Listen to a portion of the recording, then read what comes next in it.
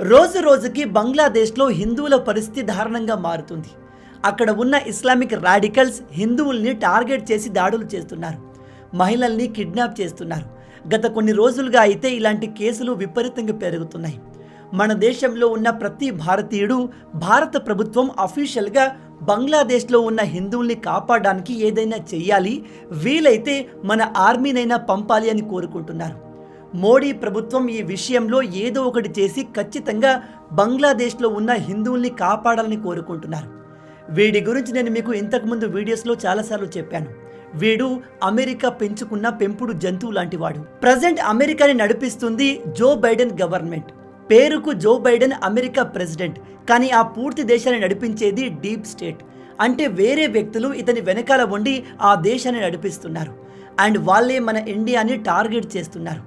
ఇండియాకు ఎంతో సన్నిహితంగా ఉండే బంగ్లాదేశ్